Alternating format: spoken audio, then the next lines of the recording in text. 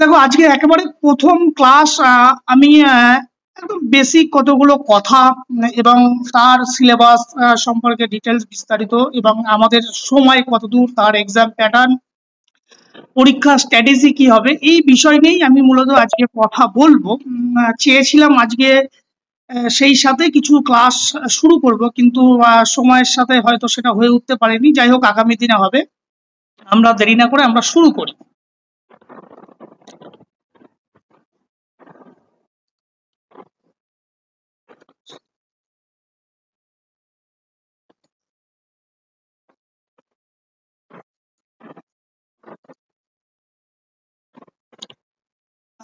বেশ, এখানে দেখো এই WB, SSC, SLST, physical education, PG scale, এই প্রথমবারের মতো 11-12-এ ফিজিক্যাল এডুকেশন সাবজেক্টটা আমাদের বিষয়ের মধ্যে একটা অন্তর্ভুক্ত হয়েছে। এবং এটা অন্তত আমাদের এই সাবজেক্টের অন্তত খুব খুশির খবর, যেটা 11-12-এ যেটা দীর্ঘদিন এই সাবজেক্টটা বহির্ভূত ছিল, যেটা ফিজিক্যাল এডুকেশনের একটা একাডেমিক কেরিয়ার বা একাডেমিক অ্যাসপেক্ট বা একাডেমিক ডিসিপ্লিন বা একটা গুড জব, যার ক্ষেত্রে কিন্তু এই সাবজেক্টটা ইনক্লুড হয়েছে, সেটা আগামী দিন যারা আপকামিং, যারা এই প্রফেশন বা আমরা যারা এই প্রফেশনের জন্য চেষ্টা করছি, এটা আমাদের জন্য খুবই খুশির খবর, খুবই আনন্দের খবর। ঠিক আজকে সেই এসএসসির এই এসএলএসটি পিজি স্কেল 2025, তারই আজকে আমাদের এই এমপি কোচিং ক্লাসের একদম প্রথম দিনের ক্লাস। তার কিছু পরিকল্পনা মাফিক আমরা ক্লাসটাকে কিভাবে এই অল্প কয়েকদিনের মধ্যে এত বড় সিলেবাসটাকে আমরা সম্পূর্ণ কভার করতে পারবো, তার বিস্তারিত কিছু তথ্য, কিভাবে আমরা পড়াশোনা করব, কিভাবে মেনে চললে আমাদের এই পিজি স্কেলে খুব যে স্বপ্ন দেখার জন্য আমরা এই কোচিং ক্লাসে ভর্তি হয়েছি, সেই স্বপ্ন যাতে বাস্তবায়িত হয়, সেই বাস্তবায়িত হওয়ার ধাপগুলো আমি তোমাদেরকে বলবো। আশা করি সেগুলো যদি তোমরা ফলো আপ করো, নিশ্চয়ই সেই সাকসেসের কাছাকাছি পৌঁছে যাবে। এখন এই কোচিং ক্লাস বা আজকের এই ক্লাসের উদ্দেশ্য কি? এখানে অনেক কিছু উদ্দেশ্য থাকতে পারে, আমি সেগুলোকে মোটামুটি একটা জায়গায় করে আজকের ক্লাসের একটা বেসিক উদ্দেশ্য সেটা আমি তোমাদের সামনে রেখেছি। দেখো, যে এই যে শিক্ষার্থীদের মধ্যে সিলেবাস সম্পর্কে তার একটা সঠিক ধারণা, অনেক সময় আমরা যে পরীক্ষা দিই সেই পরীক্ষার মধ্যে সিলেবাস সম্পর্কে সঠিক ধারণা আমাদের মধ্যে থাকে না, যার ফলে কি হয় বিভিন্ন সময় আমরা স্যার মাঝে মধ্যেই বলে থাকি যে স্যার এই প্রশ্নগুলো বাইরে থেকে এসছে, এই প্রশ্নগুলো সিলেবাসের মধ্যে থেকে আসেনি। এখন গতানুগতিক আমরা যে একাডেমিক যে কেরিয়ার আমরা বিপিএড এমপিএড করে এসেছি, এখন সেই একাডেমিক কেরিয়ারের বাইরে আমরা এখন জব করতে যাচ্ছি, অর্থাৎ তুমি যে সিলেবাসগুলো পড়েছো সেগুলোর সাথে সরাসরি কিন্তু এই জবের ক্ষেত্রে সেই সিলেবাস এক হবে না। সেক্ষেত্রে বেশ কিছু আলাদা সিলেবাস, আলাদা তথ্য, আলাদা কিছু তোমাকে পড়তে হবে।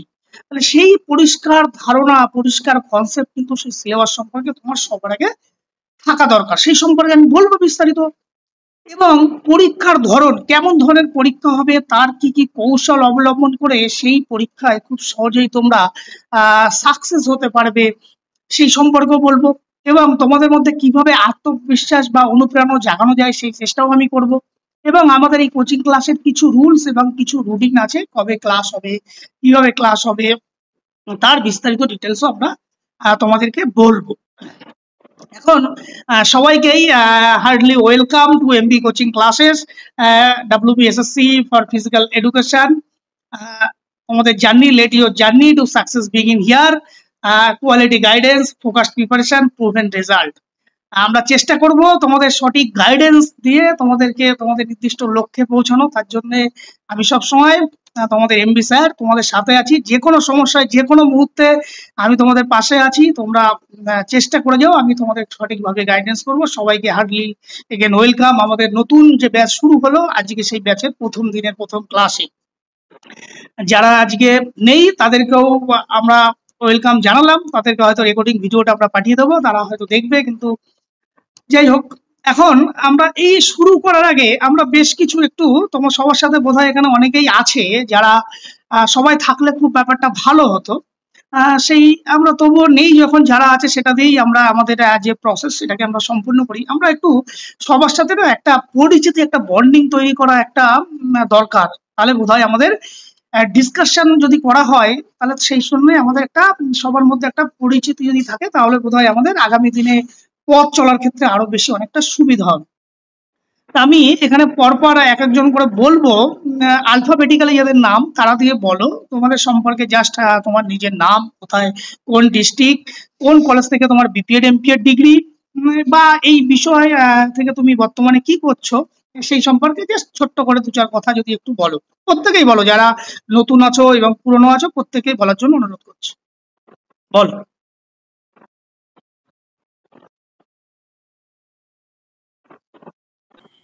Good evening sir. Good evening. Sir আমার নাম ঋত্বিক মাহাতা, আমি এখন কারেন্ট স্টুডেন্ট, মুগবুড়িয়া গঙ্গাধর মহাবিদ্যালয়ে এমপিএড করছি, ফাইনাল সেমিস্টার। আমি আপনার কাছে গত 2 বছর ধরে পড়ছি এবং আগের বছর সেটটা আমার ক্লিয়ার হয়েছে।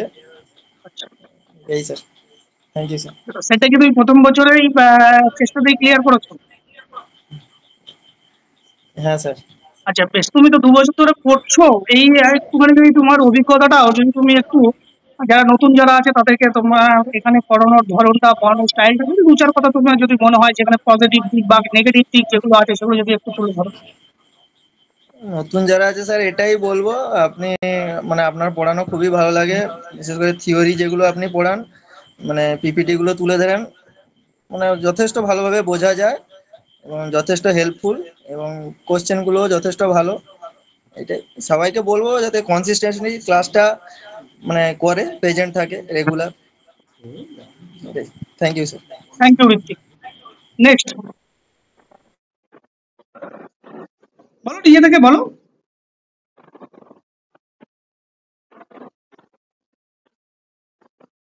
বলো, আমি এখানে পিপিটি প্রেজেন্টেশন চলছে, আমি এখানে দেখতে পাচ্ছি না কে কে আছে, তোমরা বলো পরপর।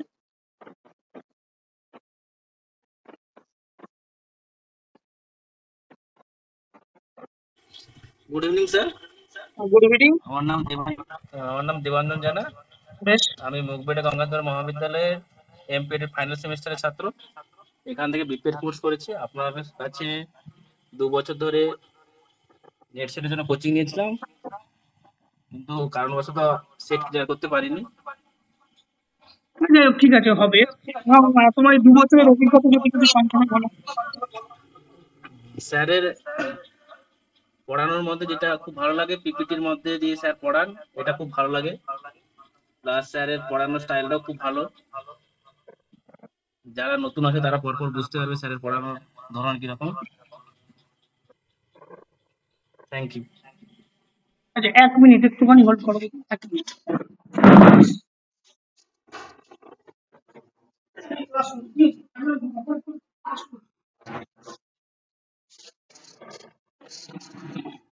ওকে, নেক্সট।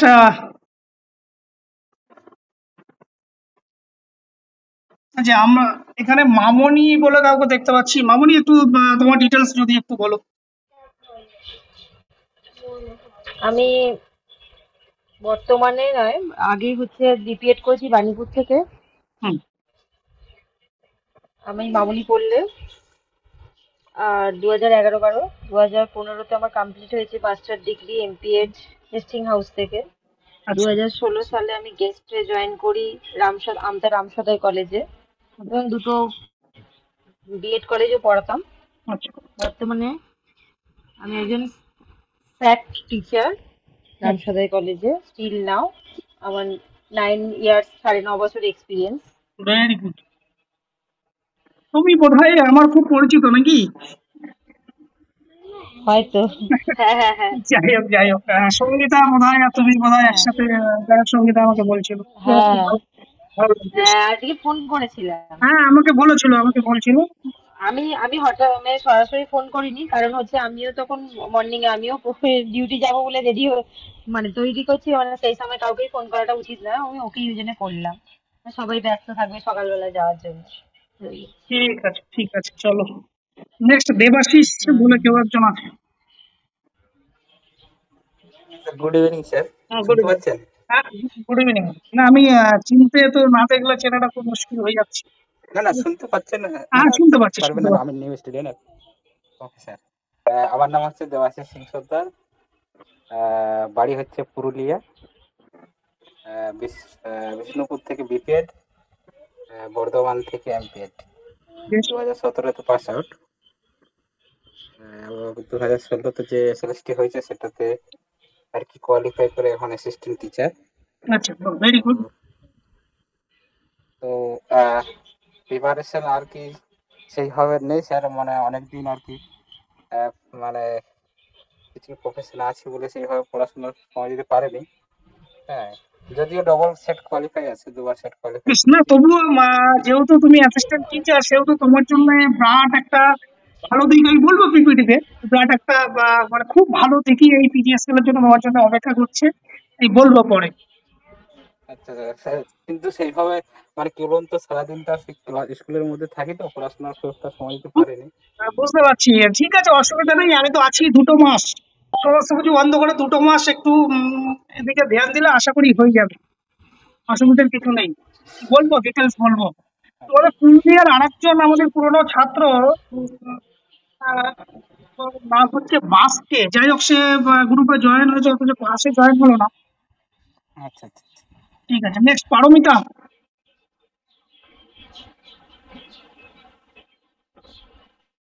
পারমিতা সাময়িক। হ্যালো, হ্যাঁ, বলো বলো। Good evening sir. Good evening. মামুনি, তোমার মাইক্রোফোন। হ্যাঁ, বলো পারমিতা।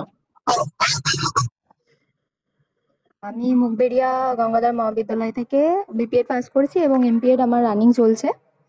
হুম, তো আপনার আপনার কথা আমার খুব ভালো লাগে। আপনার গাইডেন্সে আমি অনেকটা নিজেকে ইমপ্রুভ করতে পেরেছি। অনেক কিছু জানা ছিল না, সেগুলো আমি জানতে পেরেছি। তো আশা করব পরবর্তীকালে আমি আরো নিজেকে ইমপ্রুভ করতে পারবো। Thank you sir. Thank you Paromita.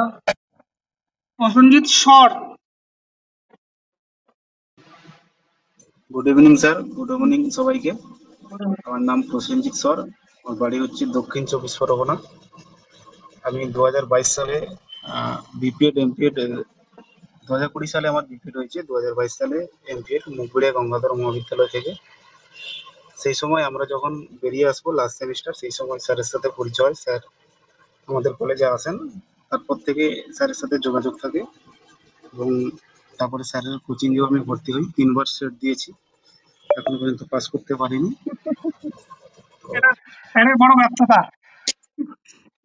না স্যার, আমারও কিছু সমস্যা আছে, তুমি বলো যে তোমার পারিবারিক কিছু সমস্যা।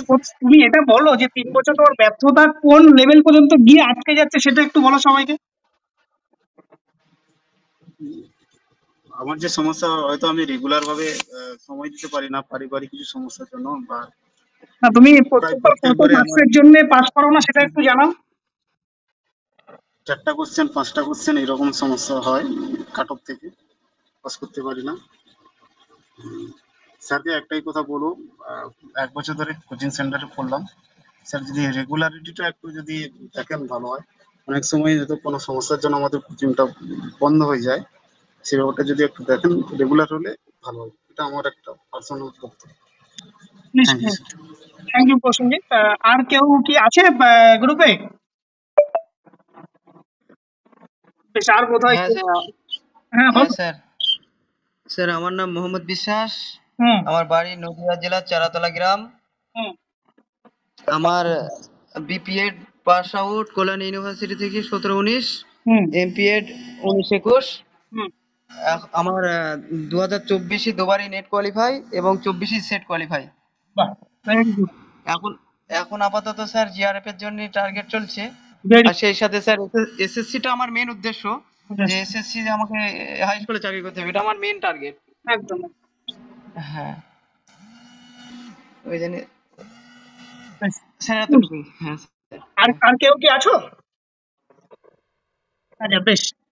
যদি না থাকে আমি তাহলে বলি, আমি সবার কথা শুনলাম, ভালো লাগলো। এখান থেকে এখন একটা কথা যেটা প্রসেনজিৎ ঠিকই বলেছে, যে আমাদের রেগুলারিটি বোধহয় মাঝে বেশ কিছুদিন হারিয়ে গেছিল, প্রথম দিকে ছিল, মাঝে আমিও বুঝতে পারছি সমস্যা, কারণ দীর্ঘদিন ধরে আমার না ছিল ফোন এবং ল্যাপটপটাও খারাপ ছিল, সেই জন্য ক্লাসটা কন্টিনিউ করতে পারিনি। আমি তার জন্য হার্ড অ্যান্ড সরি, তোমাদের কাছে ক্ষমা চেয়ে নিচ্ছি। আশা করছি যে গ্যাপটা হয়েছিল সেটা বোধহয় আমি এখন থেকে রেগুলারই ক্লাস চলবে, সমস্ত কিছু আমি বলবো আজকে, সেটা বলে হয়তো আশা করি সেটা পূর্ণ করার চেষ্টা যতদূর সম্ভব আমি করব। ওকে, চলো তাহলে আমাদের পরিচিতি পর্ব আমরা শেষ হয়ে গেছে, এইবার আমরা ধরা শুরু করি আজকের ক্লাসের ডিটেলস। এখন দেখো, আমি এখানে তোমাদের এই যে পরীক্ষা যখনই আসে, বিভিন্ন কম্পিটিটিভ এক্সাম, তখনই কিন্তু আমাদের মনের ভিতর বেশ কিছু প্রশ্ন, যেটা গুরুত্বপূর্ণ প্রশ্ন, যেগুলো প্রায়ই আমাদের মনের ভিতর মধ্যে জিজ্ঞাসিত হয়, বারবার আমাদেরকে সেটা আরো বেশি ভাবিত করে তোলে। সেই প্রশ্নগুলো, স্যার কিভাবে প্রস্তুতি এবং কিভাবে পরিকল্পনা করব? এটা কিন্তু যে কোনো পরীক্ষায় সাকসেস হতে গেলে তার পরিকল্পনা অর্থাৎ প্ল্যানিং যদি ঠিক না থাকে, তাহলে কিন্তু সেখানে সাকসেস হওয়াটা খুব মুশকিল হয়ে দাঁড়ায়। তাহলে একটা পরীক্ষার জন্য কিভাবে আমি নিজেকে প্রস্তুত করব, তার প্ল্যানিং কি হবে, টাইম ভিত্তিক সেই পরিকল্পনা কিন্তু খুব যদি নিয়ম মাফিক সুষ্ঠু মাফিক না হয়, তাহলে কিন্তু আমরা সেই জায়গাটায় সাকসেস হতে পারবো না। আবার স্যার কোথা থেকে শুরু করব? আমার কিন্তু হিউজ একটা সিলেবাস, স্যার আমি এই সিলেবাস যেগুলো আছে সেগুলো স্যার আমি এর আগে পড়িনি, তাহলে স্যার আমি কোথা থেকে শুরু করব? সেই নিয়েও তোমাদের আমি বলবো। স্যার কোন বই পড়বো? এমন একটা বই বলুন স্যার যে বই পড়লে আমি পাশ করে যাব, সেই কোন বই পড়বো সেই সম্পর্কেও বলবো। স্যার কতটা সময় আমাকে পড়তে হবে বলুন তো, একটা বিষয়কে যদি আমরা ভালো মতো পাশ করতে যাই বা সাকসেস হতে যাই, সেই সম্পর্কেও বলবো। এবং সিলেবাস কত সময়ের মধ্যে শেষ করা যাবে সেই সম্পর্কেও আমরা আজকের এই ক্লাসে আমরা বিস্তারিত বলবো। প্রথমেই দেখো, first question, how to prepare and plan. এখানে দেখো কতগুলো NET, SET, SSC, upper primary, SLST, PG ইত্যাদি সমস্ত কিছুই রয়েছে। আমরা এগুলোকে কিচ্ছু দেখবো না, আমরা সরাসরি চলে যাব হচ্ছে এই যে এসএলএসটি, পিজি, ফিজিক্যাল এডুকেশন, যেখানে পরীক্ষার প্যাটার্ন, এই যে প্রিপেয়ার হতে গেলে আমাদের এক্সামের প্যাটার্ন সম্পর্কে জানতে হবে। কেন জানতে হবে? তুমি দেখো অন্য সব পেপারগুলোই পেপার 1, পেপার 2 ইত্যাদি বিষয়গুলো থাকে, কিন্তু এই এসএলএসটি ফিজিক্যাল এডুকেশন যেটা তোমাদের জন্য সুবর্ণ সুযোগ, কোনো প্রকার পেপার 1 এক্সাম নেই, শুধুমাত্র সাবজেক্টিভ পরীক্ষা তোমাকে দিতে হবে, শুধুমাত্র সাবজেক্টিভ টেস্ট দিতে হবে। কত নম্বর দিতে হবে সেগুলো আমরা পরে বলছি। তাহলে প্ল্যানিং কোথা থেকে হচ্ছে? শুধুমাত্র সাবজেক্ট আমাদেরকে বিষয় পড়তে হবে। এখন এই সাবজেক্টের বিষয়ে পরীক্ষা যে আমরা দেব, কত নম্বরের পরীক্ষা দেবো, তার মার্কস ডিস্ট্রিবিউশনটা কেমন হবে সেই সম্পর্কে কিন্তু আমাদের একটা ধারণা দরকার। টোটাল যে গ্যাজেট নোটিফিকেশন বেরিয়েছে সেখানে দেখা যাচ্ছে আউট অফ 100 এ পরীক্ষা হচ্ছে, তার জন্য একাডেমিক 10 মার্কস, এবং মানে এই যে একাডেমিক 10 মার্কস, এটা কিন্তু একটা হিউজ চেঞ্জেস হয়ে গেছে। যেটা প্রিভিয়াস এসএসসি যদি আমরা দেখি, সেখানে কিন্তু একাডেমিক 35 মার্কস ছিল, সেখানে মাধ্যমিক থেকে শুরু করে আপ টু ট্রেনিং অর্থাৎ বিএড ডিগ্রি পর্যন্ত 35 মার্কস বিভিন্ন ক্যাটাগরিতে ভাগ করা ছিল। কিন্তু এই বছরই এই প্রথম যেটা 10 মার্কস একাডেমিক করেছে, এবং যে 10 মার্কস প্রত্যেকে সবাই পাবে। কেন, কি বলেছে এসএসসি নোটিফিকেশনে? পরিষ্কার বলা আছে লাস্ট কোয়ালিফিকেশন অফ যে এক্সাম তুমি বসতে চাইছো, সেই এক্সামের লাস্ট কোয়ালিফিকেশনে যদি তুমি 60 মার্কস পাও, তাহলেই তুমি 10-এ 10 পাবে। অর্থাৎ আমাদের যে ফিজিক্যাল এডুকেশনে পিজি স্কেল হবে, তার জন্য তোমার এমপিএড ডিগ্রি দরকার। এমপিএড যদি তোমার ফার্স্ট ক্লাস থাকে, তাহলে তুমি 10-এ 10 পাবে, পরিষ্কার সবাই পাবে এটা। আর কি হবে? সাবজেক্টিভ একটা টেস্ট হবে, এইটা হচ্ছে আমাদের সাবজেক্টিভ টেস্ট হবে। কত নাম্বার? 60 নাম্বার, যেটা পুরোপুরি হবে কি ধরনের প্যাটার্ন তার প্রশ্ন, না কোনো অবজেক্টিভ না, টোটালটাই হচ্ছে এমসিকিউ প্যাটার্নের প্রশ্ন হবে, এমসিকিউ কোশ্চেন, এর বাইরে কিছু না। কোনো সাবজেক্টিভ লেখা লেখির এইসব ব্যাপার নেই, মাল্টিপল চয়েস কোশ্চেন তোমরা সবাই জানো, সেইগুলো পরীক্ষা হবে। আর কি আছে? ইন্টারভিউতে আছে 10 মার্কস, এটা আর আছে ডেমোস্ট্রেশন হচ্ছে 10 মার্কস। এই দুটো হচ্ছে তোমাদের ডিউরিং ইওর ইন্টারভিউর সময় হবে 20 মার্কসের। এক্সপিরিয়েন্স হচ্ছে 10 মার্কস, যেটা খুব আগামী দিনে বা পরবর্তীতে আমাদের খুব যন্ত্রণা দেবে বলে আমি বলে মনে করছি। এটা নিয়ে হয়তো এসএসসি অফিসের সাথে কথাবার্তা চলছে, যদি কখনো পসিবল হয় এটা চেঞ্জ হলে খুব ভালো, না হলে কিন্তু এই এক্সপিরিয়েন্স আমাদের জন্য খুব বিপদ নিয়ে আসবে, সেটা কেন আমি বলবো পরে। এখন তাহলে এই হচ্ছে আমাদের একাডেমিক প্যাটার্ন। তাহলে আমাদের এখানে দেখো এই একাডেমিক যে 10 মার্কস, সেখানে তোমার কোনো হাত নেই, এটা দিয়ে তোমার কোনো কাজ নেই। ইন্টারভিউ, এটা যখন আফটার রিটেন এক্সাম কোয়ালিফিকেশন হবে, তারপরে ইন্টারভিউ, সেটা নিয়ে আমরা তখন ভাববো, ডেমনস্ট্রেশন নিয়ে সেটাও ভাববো, এক্সপিরিয়েন্স ছেড়েই দিলাম। এখন আমাদের মূল ভাবনার জায়গা হচ্ছে সাবজেক্টিভ টেস্ট। এই সাবজেক্টিভ টেস্টকে আমাদেরকে টার্গেট সেট করতে হবে, যে আমরা এই সাবজেক্টকে হচ্ছে আমাদের টার্গেট। তাহলে এই টার্গেটে যদি আমাদের যেতে যায় তাহলে আমাদেরকে কি করতে হবে, আমাদের এই বিষয় ভিত্তিক সাবজেক্টটাকে খুব ভালোভাবে আমাদেরকে পড়তে হবে এবং প্রতিটা ইউনিট ধরে ধরে আমাদেরকে পড়তে হবে। প্রত্যেকটা ইউনিটের মধ্যে অসংখ্য সাব ইউনিট আছে, সাব টপিক আছে, সেই সাব টপিক গুলো আমাদেরকে পড়তে হবে। আমি তোমাদেরকে এখানে আমি মাঝে মধ্যে ছাত্রদেরকে বলি, খুব একটা এক্সাম্পল দিই। তোমরা জানো এর আগে 2016 সালে একটা এসএসসি হয়েছিল, সেখানে একাডেমিক 35 মার্কস ছিল, রিটেন এক্সাম হয়েছিল 35 এবং তোমাদের টোটাল হয়েছিল আর ইন্টারভিউ ছিল 10, এই নিয়ে টোটাল 100 মার্কসের এক্সাম হয়েছিল। এখানে আমি একটা এক্সাম্পলটা কেন তুলে ধরলাম আমি বলছি।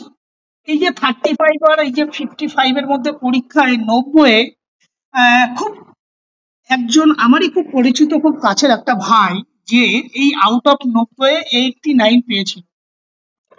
89 পাওয়ার পরেও সে কিন্তু সেই জবটা পায়নি। তোমার কম্পিটিশনের লেভেলটা ভাবো, 90-তে 89 পেয়ে সে স্টিল জব পায়নি। বাকি যে ইন্টারভিউ হয়েছিল 10 মার্কস, সেই 10 মার্কসে তাকে দেওয়া হয়েছিল 1.15 এরকম সামথিং কিছু একটা। তাহলে কম্পিটিশনের লেভেলটা দেখো। তাহলে এই যে আমাদের যে টার্গেট সাবজেক্ট, সেই সাবজেক্টের টোটাল মার্কস হচ্ছে 60। এখন আমাদের টার্গেট হচ্ছে এই 60-তে আমাদেরকে 60 মার্কসই পেতে হবে। 59 পেলে কিন্তু আমাদের, কারণ এই একাডেমিক 10 কিন্তু প্রত্যেকের কাছে এই একাডেমিক 10 মার্কস, সবার কাছে একাডেমিক 10 মার্কস আছে। অর্থাৎ তুমি যদি এই যা তোমার টার্গেট এখন এক্সপিরিয়েন্স, হ্যাঁ এই এক্সপিরিয়েন্সকে তুমি যদি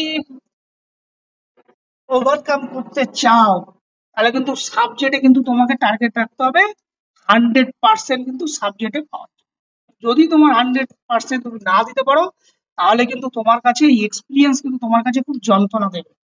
যেই জন্য আমাদের মূল টার্গেট হচ্ছে সাবজেক্ট এবং সাবজেক্টকে খুব ভালোভাবে পড়া, প্রত্যেকটা সাব ইউনিটকে পড়া, সেখান থেকে এমসিকিউ করা, পুরো একদম টার্গেট হচ্ছে 100% আমি পরীক্ষায় 60-তে 60 পাবো। এটা হচ্ছে মূল টার্গেট। এখন এই যে আপকামিং যে কথাগুলো বলছিলাম যে এসএসসি এসএলএসটি হবে, সেখানে টার্গেট 60, মানে এই যে আউট অফ যে 60 মার্কসের পরীক্ষা হবে সেখানে আমাদের 60 টার্গেট রাখতে হবে। এইটা রেখে যদি আমরা ঠিক মতো যদি এই টার্গেট মোতাবেক পড়াশোনা করি, ভালো কোনো বই যদি আমরা সেই সাথে সাথে পড়ি এবং সঠিক গাইডেন্স যদি এমপি কোচিং ক্লাসে ফলো করি, আশা করি তুমি তোমার লক্ষ্যে পৌঁছাবে এবং আলটিমেটলি তুমি সাকসেস হবে। এটুকু তোমাদেরকে আমরা বলতে পারি। এখন এই লক্ষ্যে পৌঁছাতে গেলে এই যে স্যার সাবজেক্ট নিয়ে কথা বলছেন, সাবজেক্ট কোন অংশটাকে আমরা পড়বো, বা এই যে অনলি যে সাবজেক্ট পড়ছেন সাবজেক্টের, তাহলে আমাদের কি পড়তে হবে, কিভাবে পড়তে হবে, সেক্ষেত্রে দেখো এই সাবজেক্টের প্রথমে সবাই আমাদেরকে যেটা করতে হবে সেটা হচ্ছে আমাদের সিলেবাস সম্পর্কে ওয়াকিবহাল হতে হবে। সিলেবাস কি আছে, সিলেবাসের বিষয় ভিতরে কি কি আছে, কারণ অনেক কিছু নতুন নতুন বিষয় আপার প্রাইমারিতে যেগুলো ছিল সেখান থেকে কিন্তু কিছু জিনিস বাদ গেছে, নতুন এক্সট্রা অনেক কিছু কিন্তু আমাদের সাবজেক্টের মধ্যে ইনক্লুড হয়েছে। সেগুলো কিন্তু বিষয়গুলোকে মাথায় রাখতে হবে। তাহলে কি করতে হবে, স্পেশাল অ্যাটেনশন দিতে হবে। কিন্তু তুমি যে সাবজেক্টটাকে পড়বে সেই সাবজেক্টে কিন্তু special attention for every sub unit. প্রত্যেকটা সাব ইউনিটের জন্য তোমাকে বিশেষভাবে গুরুত্ব দিতে হবে, যাতে সেখান থেকে কোনো প্রকার এমসিকিউ, এই যে এমসিকিউ, কারণ এমসিকিউ পরীক্ষা হবে, কোনো প্রকার এমসিকিউ যাতে কোনোভাবে মিস না হয়ে যায় তোমার পড়ার ক্ষেত্রে। তুমি যদি সমস্ত সেই প্রত্যেকটা সাব ইউনিট ধরে ধরে এমসিকিউ পড়ো, আই হোপ তোমাদের সেই প্রশ্নগুলো কমন আসবেই আসবে। যদিও না আসে সরাসরি, সেই রিলেটেড প্রশ্ন তোমার আসবেই আসবে, যদি তুমি এভরি সাব ইউনিটকে তুমি আলাদাভাবে প্রিপারেন্স করে সেখান থেকে স্পেসিফিক এমসিকিউ তৈরি করে যদি তুমি পড়াশোনা করো। তাহলে স্পেশাল অ্যাটেনশন কিন্তু আমাদের সাবজেক্টের উপর দিতে হবে। এখন এই যে সাবজেক্টটা কোথা থেকে শুরু করবে, সাবজেক্টের হিউজ সিলেবাস, সিলেবাসে কোথা থেকে শুরু করবো? আমি বলি সাবজেক্টের দুটো পার্ট। যদি সাবজেক্টকে তুমি তোমার যা গ্রাসরুট ক্যাপাবিলিটি আছে, অর্থাৎ তোমার যা ক্যাপাসিটি আছে তার উপর সাবজেক্টকে যদি আমরা দুটো ভাগে ভাগ করি, স্ট্রেংথ আর উইকনেস। এই স্ট্রেংথ আর উইকনেস তোমার মধ্যে যেগুলো আছে, যে তোমার এই সাবজেক্টে দখল বেশি, এই সাবজেক্টে দখল কম, পরীক্ষায় কিন্তু এভরি ইউনিট আর ইকুয়াল। সেটা কিন্তু মাথায় রাখতে হবে যে এমন নয় যে কোনো একটা ইউনিট থেকে প্রশ্ন আসবে, বাকি ইউনিট থেকে প্রশ্ন আসবে না, এমন হতে পারে না। হয়তো 2-4 নাম্বার এদিক ওদিক হতে পারে, কিন্তু প্রত্যেকটা ইউনিট থেকে প্রশ্ন কিন্তু আসবেই আসবে 10টা ইউনিট। তাহলে এই 10টা ইউনিটকে পড়তে গেলে কি করতে হবে? সবার আগে তোমার কোন বিষয়ের প্রতি দক্ষতা বেশি আর কোন বিষয়ের প্রতি তোমার দক্ষতা কম, সেই জায়গাটাকে কিন্তু সবার আগে আইডেন্টিফাই করতে হবে। তাহলে তোমার সবার আগে যখন তুমি স্ট্রেংথ আর উইকনেস এই বিষয়টাকে আইডেন্টিফাই করবে, এবার যে বিষয়টা উইকনেস তোমার দুর্বল আছে যে সাবজেক্ট গুলো, তার মধ্যে আবার কোনগুলো তোমার এই পরীক্ষার জন্য মোস্ট ইম্পর্টেন্ট, কোনগুলো ইম্পর্টেন্ট, কোনগুলো লেস ইম্পর্টেন্ট, সেটাকে আইডেন্টিফাই করতে। যদি তুমি আইডেন্টিফাই না করতে পারো তাহলে কিন্তু তোমার প্ল্যানিং এ গন্ডগোল হবে, আর যদি তোমার প্ল্যানিং এ ভুল হয় তাহলে কিন্তু পরীক্ষায় সাকসেস হওয়াটা খুব মুশকিল। তাহলে সবার আগে প্ল্যানিং ঠিক করতে গেলে কি করতে হবে? সিলেবাস যেটা আছে, সিলেবাসের স্ট্রেংথ আর উইকনেস খুঁজে বের করতে হবে। এই উইকনেস আর দুর্বল জায়গাগুলোকে আবার 3টে পার্টে ভাগ করতে হবে, যেটাই দুর্বল জায়গাগুলোর মধ্যে সব থেকে বেশি ইম্পর্টেন্ট কোন জায়গাগুলো, কোথা থেকে বেশি পরীক্ষায় প্রশ্ন আসার প্রবাবিলিটি আছে, ওগুলো মোটামুটি একটু গুরুত্বপূর্ণ, কোনটা একদম কম গুরুত্বপূর্ণ, সেটাকে আইডেন্টিফাই করে কিন্তু পড়াশোনাটা শুরু করতে হবে। এইবার এই যে সিলেবাসটা আছে, যদি তোমরা সিলেবাসটা দেখেছো কিনা আমি জানি না, আমি আশা করবো তোমরা প্রত্যেকেই যেদিন ক্লাস থাকবে খাতা পেন নিয়ে বসবে। আমি এখানে অনেক কিছুই বলবো, হয়তো সেই টাইমে তুমি শুনবে, সেই টাইমে তুমি মনে থাকবে, সেই টাইমে তুমি মোটিভেট হবে। ঠিক আমি ক্লাসে চলে যাওয়ার পরে হয়তো কিছুক্ষণ পরে সেটা ভুলে যাবে, বা একদিন পরে সেটা ভুলে যাবে। সমস্ত কিছুই আমার উপরে ছিল না, কিছু কিছু নোট ডাউন করে রেখো। এখানে এই যে সিলেবাস যদি তুমি দেখো, আমরা ডিটেলসে যদিও সিলেবাসকে যদি আমরা এখানে স্টাডি করে দেখেছি, অনেক কিছু নতুন নতুন বিষয় কিন্তু ঢুকেছে এবং হিউজ একটা সিলেবাস কিন্তু আমাদের সামনে দিয়েছে। এই যে সিলেবাস দিয়েছে কিন্তু লক্ষ্যমাত্রা অর্থাৎ আমাদের যে ডিউরেশন দিয়েছে সেটা কিন্তু ভেরি শর্ট পিরিয়ড। এবার এত অল্প সময়ের মধ্যে এত হিউজ সিলেবাস আমরা কিভাবে শেষ করব, সেইটা হচ্ছে সব থেকে বড় বিষয়। এখন ফার্স্ট যে ইউনিটটা আছে physical education, Olympic, recreation and outdoor education বলে সিলেবাস দিয়েছে। এর ভিতর অনেকগুলো কথা, প্রত্যেকটা পার্টে আলাদা আলাদা করে কতগুলো সাব টপিক দেওয়া আছে, সেগুলো নিয়ে আমি আর বিস্তারিত বলছি না। তার মধ্যে দেখো এখানে এই যে রিক্রিয়েশন, আউটডোর এডুকেশন এগুলো যুক্ত হয়েছে, মানে এগুলো খুব ইম্পর্টেন্ট, মাথায় রাখতে হবে। 2 নম্বর anatomy, physiology and exercise physiology. আমরা এর আগে দেখেছিলাম ফিজিওলজি অফ এক্সারসাইজ বলেই আমাদের ইউনিট যেটা ছিল আপার প্রাইমারি ক্ষেত্রে, সেখানে অ্যানাটমি ঢুকেছে, ফিজিওলজি আলাদা করে দিয়েছে, আবার এক্সারসাইজ ফিজিওলজি আলাদা করে দিয়েছে। সেখানে একটা হিউজ সিলেবাস আছে, সেগুলো সম্পর্কে আমাদের জানতে হবে এবং প্রত্যেকটা সাব ইউনিট ধরে ধরে ধরে ধরে আমাদের এমসিকিউ করতে হবে। Psychology and sociology and physical education and sports, সেখানেও একটা যে সিলেবাস দেখেছে, হিউজ সিলেবাস এখানে দেওয়া আছে। কাইন্সোলজি এন্ড বায়োমেকানিক যেটা নতুন ঢুকেছে, যেখানে অনেক কিছু তথ্য দেওয়া আছে, সেগুলো কিন্তু আমাদেরকে ভালোভাবে জানতে হবে, এটা কিন্তু ছিল না আপার প্রাইমারি ক্ষেত্রে। নেক্সট স্পোর্টস ট্রেনিং, এটা সব, এবং এই যে বিষয়টা দেখো স্পোর্টস মেডিসিন, যে বিষয়টা কিন্তু আমাদের নতুন করে ঢুকেছে এবং স্পোর্টস মেডিসিনের জন্য আলাদা কতগুলো জিনিস কিন্তু আমাদেরকে দিয়েছে। এই বিষয়টা কিন্তু আমাদের কাছে এই সিলেবাসে নতুন। Health education, fitness and wellness, এখানে একটা হিউজ সিলেবাস তোমরা দেখতে পাচ্ছ। এডুকেশনাল টেকনোলজি, টিচিং মেথড বলে যে সাবজেক্টটা ছিল, সেখানে দেখো educational technology, method of teaching, ICT, কত কিছু নতুন নতুন। তো তার মধ্যে দেখো যেগুলো তোমাদের সাবজেক্টের মধ্যে ঢুকেছে, টেস্ট মেজারমেন্ট ইভ্যালুয়েশন, এটা যা ছিল তাই, এবং এটা বিশেষ গুরুত্বপূর্ণ ফর যে কোনো এক্সামের ক্ষেত্রে, বিশেষ করে এই ধরনের কম্পিটিটিভ এক্সামের জন্য। নেক্সট 9 নম্বর কি ম্যানেজমেন্ট অফিসিয়েটিং ইন ফিজিক্যাল এডুকেশন, যেটা যা ছিল তাই আছে। আরেকটা যেটা 10 নম্বর ঢুকেছে নতুন, yoga education and inclusive education, যেটা কিন্তু আপার প্রাইমারিতে ছিল না। তাহলে এই যে যে বিষয়গুলো নতুন নতুন ঢুকলো, সেই বিষয়গুলো কিন্তু নিশ্চয়ই ঢুকেছে, মানে তার কিছু গুরুত্ব আছে, সেখান থেকে কিছু বেশ পরীক্ষার জন্য বেশ কিছু ইম্পর্টেন্ট বিষয়। এখন ঘটনাটা হচ্ছে এই সিলেবাসের আমরা কিভাবে আমরা পড়লে খুব সহজে আমরা এই কাজটাকে করতে পারবো, অর্থাৎ আলটিমেট উদ্দেশ্যটাকে সাকসেস করতে পারবো। দেখো এখানে এই সিলেবাসটাকে আমি একটু সামারাইজ করেছি। কিভাবে সামারাইজ করেছি? সেখানে দেখা যাচ্ছে টোটাল 10টা ইউনিট তোমাদের সিলেবাসের মধ্যে আছে, এবং এবং এই 10টা ইউনিটের মধ্যে অসংখ্য সাব টপিক আছে। সেগুলো যদি আমি এভারেজ করে দেখি, তাহলে দেখো every unit should have minimum 10 sub topic. মানে প্রত্যেকটা ইউনিটের মধ্যে 10টা করে সাব টপিক আছে, এবং এই 10টা সাব টপিক 10টা ইউনিট মানে টোটাল হচ্ছে 100টা সাব টপিক আছে। এই 100টা হচ্ছে সাব টপিক আমাদের কাছে আছে, যেটা আমাদেরকে পড়তে হবে। এবার আমি এই এমবি কোচিং ক্লাস যেটা তোমাদের কাছে টার্গেট রেখেছে, বা আমাদের যেটা টার্গেট রয়েছে, সেটা দেখো our target every subject topic cover minimum of 100 MCQ. Every যে সাব টপিক আছে প্রত্যেকটা ইউনিটের মধ্যে যে সাব টপিক আছে সেখান থেকে আমাদের টার্গেট হচ্ছে প্রত্যেকটা সাব টপিক ধরে ধরে 100টা এমসিকিউ করা। যদি আমরা 100টা করে এমসিকিউ করি প্রত্যেকটা সাব টপিকের ধরে, তাহলে এভরি ইউনিট কভার করবে 10 × 100 1000। এবং টোটাল আমাদের 10টা ইউনিট আছে, 10টা ইউনিটে যদি 1000 দিয়ে গুণ করি 10,000 এমসিকিউ, যেটা কিন্তু আমাদের এই 10,000 এমসিকিউ কিন্তু আমাদের লক্ষ্য। কিসের লক্ষ্য? এই 10,000 এমসিকিউ আমরা এই পরীক্ষার আগে এটাকে কমপ্লিট করব। শুধু কমপ্লিট না, এবং এই 10,000 এমসিকিউ আমাদের পুরো একদম সমস্ত কিছু আমাদের মুখস্থ করে ফেলতে হবে। যদি আমরা এই 10,000 এমসিকিউ যেগুলো এমপি কোচিং ক্লাস থেকে প্রোভাইড করা হবে, যদি তোমরা সেগুলো সমস্ত কিছু সঠিকভাবে ফুলফিল করতে পারো, আমি আশা রাখছি তোমরা সাকসেস হবেই হবে। এখন এই 10,000 এমসিকিউ করবো কি করে, এখন সেটা আমরা বলবো। তার আগে এই যে আমরা বলছিলাম না স্যার কোন ধরনের বই আমরা পড়বো, দেখো বই আছে, বই পড়ার জন্য অনেকগুলো গাইডেন্স এখানে কতগুলো লেখা আছে। সবসময় মাথায় রাখতে হয় বই পড়ার জন্য একটা অথেন্টিক পাবলিশারের বই পড়বো, এবং বেসিক্যালি থিওরিটিক্যাল বই আমাদের পড়া দরকার। কিন্তু যা ডিউরেশন, পরীক্ষার যা সময়, টেন্টেটিভ যা শিডিউল দেওয়া আছে, সেখানে আমরা যদি এখন সাবজেক্টিভ ডিটেলসে পড়তে যাই তাহলে কিন্তু আমাদের পরীক্ষা শেষ হয়ে যাবে, আমাদের তবুও সিলেবাস শেষ হবে না।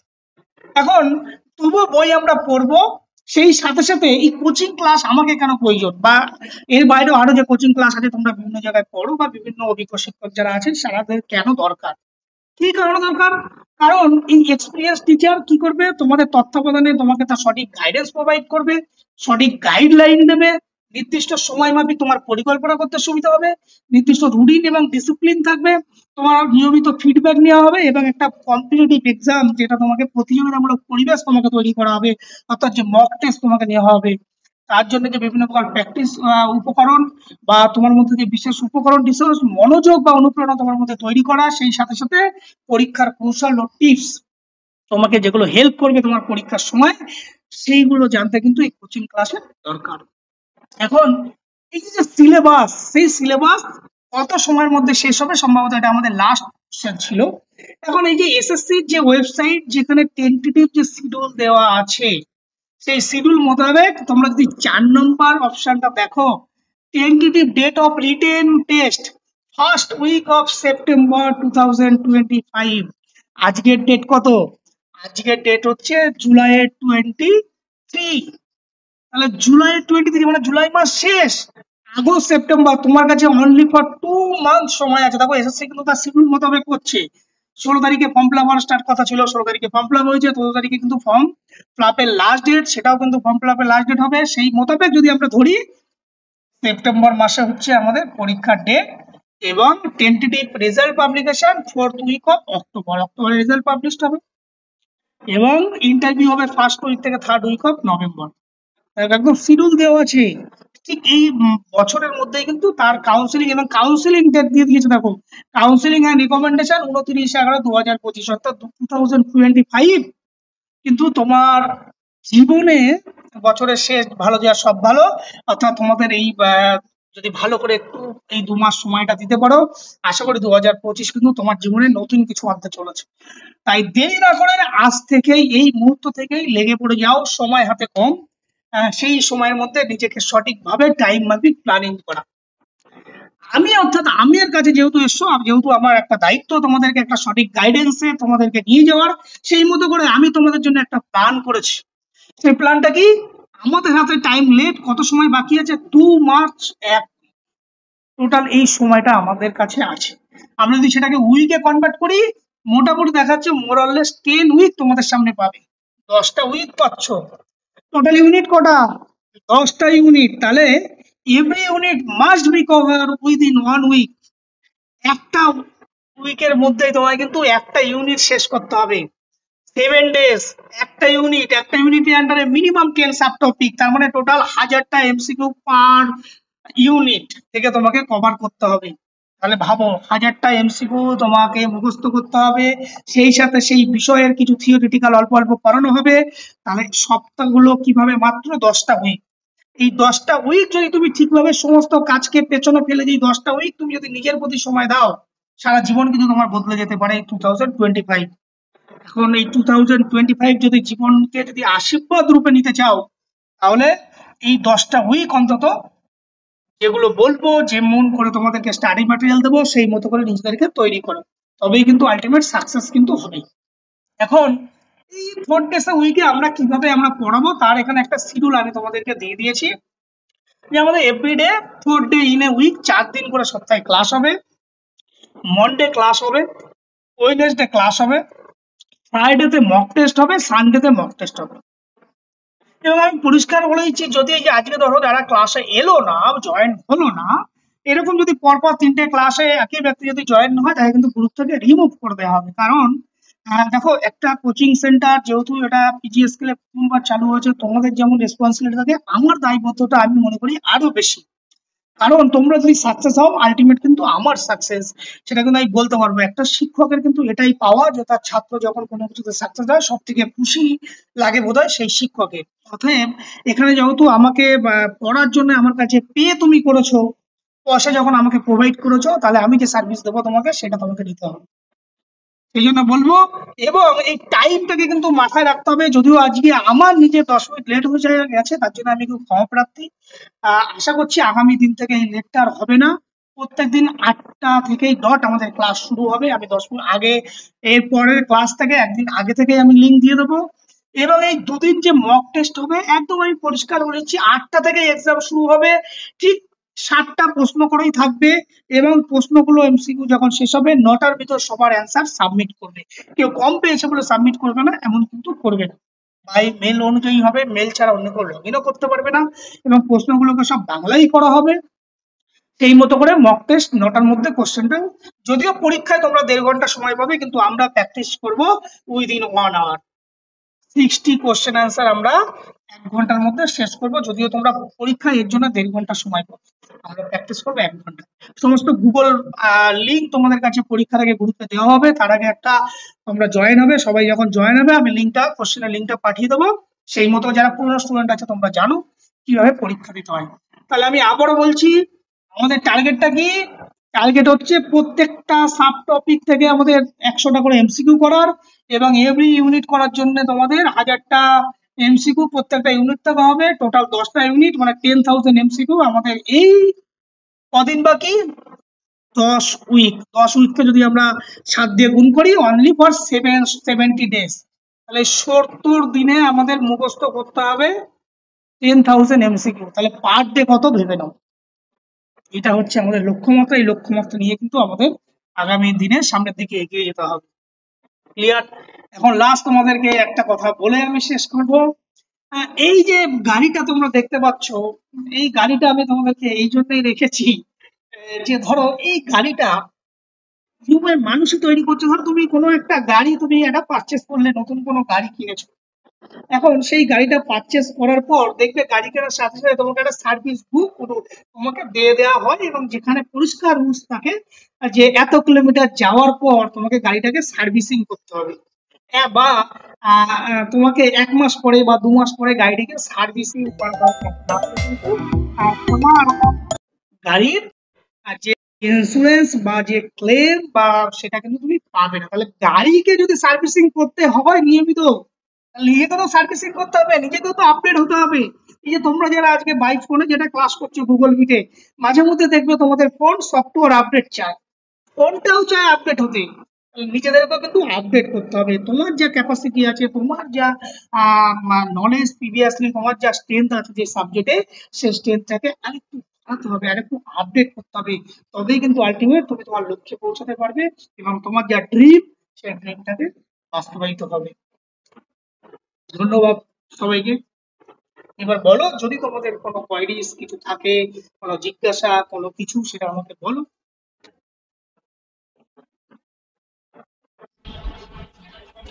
সিলেবাসটা মানে দিয়ে দিলে ভালো হয়, মানে সিলেবাস আছে, তুমি বোধহয় পরে গ্রুপে জয়েন হয়েছো, সিলেবাস অলরেডি আমি দিয়েছি হ্যাঁ হ্যাঁ তোমাকে। হ্যাঁ আমি আচ্ছা আরেকবার আচ্ছা, হ্যাঁ ওইটাই গ্রুপে আমার। আমি আরেকবার আমি হ্যাঁ, পাঠিয়েছি। প্রত্যেকের সিলেবাসটাকে প্রিন্ট ওকে, আউট করবে, প্রত্যেকের অবশ্যই। সিলেবাসটা প্রিন্ট আউট করবে। প্রত্যেক দিনের ক্লাসে নিজেরা খাতা পেন নিয়ে বসবে। আমি হয়তো অনেক কথাই বলবো, সেগুলোকে নোট ডাউন করবে। 2, এই যে ধরো আমি কখনো কোনো কিছু, কোনো সাব ইউনিটকে মিসম্যাচ করে যাচ্ছি কিনা, মানে একটা উইকে আমাদের একটা ইউনিট কভার করতে হবে, তাহলে আমাদের লক্ষ্য হচ্ছে সেই মতো করে আমাদেরকে তৈরি করা। আমি কোনো সাব ইউনিটকে মিসম্যাচ করে যাচ্ছি নাকি সেটা কিন্তু তোমরা ফলো আপ করবে। তার জন্য তোমাদের প্রত্যেকেই একটা করে সিলেবাস, 2 পাতার সিলেবাস, 2 টাকা 4 টাকা নেবে, সেটাকে প্রিন্ট আউট করে ফেলবে, আমি পাঠিয়ে দেবো। এবং সমস্ত স্টাডি ম্যাটেরিয়াল ক্লাসের পরে পিপিটি আমি পাঠিয়ে দেবো, রেকর্ডিং ভিডিও আমি ক্লাসে দিয়ে দেবো, এবং সমস্ত এমসিকিউ আমি যেগুলো পড়ানো হবে তার এবং সেগুলো থেকে দিয়ে দেবো পর পর পর পর। বলো তোমাদের আর কারো কোনো কোয়ারিজ, কোনো কিছু? স্যার বলছিলাম ক্লাস টাইমটা 8:30 থেকে করা যাবে না? তোমরা চাইলেই হবে, সবাই যদি স্যার সবার মতামত নিয়ে স্যার করলে ভালো হয়, ঠিক আছে? আচ্ছা, সবাই কি 8:30 এগ্রি আছে?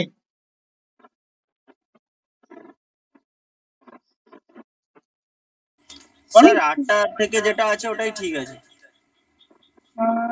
ঠিক আছে, তোদের তো বোধ হয় একটা প্রবলেম হওয়ার কথা না 8:30 হলে। না স্যার, আমাদের প্রবলেম হবে না, কিন্তু ঠিক আছে স্যার, ওটা স্যার মেনটেন করে নেবো। স্যার একটু যদি খুব ইমার্জেন্সি হয় স্যার 10 মিনিট 15 মিনিট একটু লেটে জয়েন করবো, ঠিক আছে? ঠিক আছে, না দেখা যাক, যদি তো 8:30 বোধ হয় না খুব একটা কারো প্রবলেম। মামনি, তোমার কি কোনো প্রবলেম আছে 8:30 দিকে? 8:30 না হয়ে 8টা হলেই ভালো হয়। আচ্ছা বেশ, তাহলে 8টা থেকেই হোক, সবাই যখন 8টা থেকেই চাইছে। হ্যাঁ স্যার 8টাতেই হোক স্যার, সমস্যা নেই। ঠিক আছে, আর কোনো কোয়ারিজ তোমাদের আছে? আচ্ছা, আরেকটা রিকোয়েস্ট আমি তোমাদের কাছে, এই যে ধরো এই লিঙ্ক গুলো না, আজকে অনেকেই মেল আইডি পাইনি, আমাকে লিখতে হয়েছিল বারবার। রেজিস্ট্রেশন ফর্মটা তোমরা একটু ফিল আপ করে দেবে, তাহলে আমি মেল আইডি গুলো পেয়ে যাবো। মেল আইডি পেয়ে গেলে এটা আমার গুগল ক্লাসরুমে অটোমেটিক এটা সেট করা থাকে, অটোমেটিক তোমাদের কাছে নোটিফিকেশন গুলো চলে যাবে। ওই জন্য একটুখানি সবাই একটুখানি রেজিস্ট্রেশন ফর্মটা একটুখানি ফিল আপ করে দেবে। বলো আর কারো কোনো কোয়ারিজ যদি কিছু থাকে তাহলে তোমরা বলো।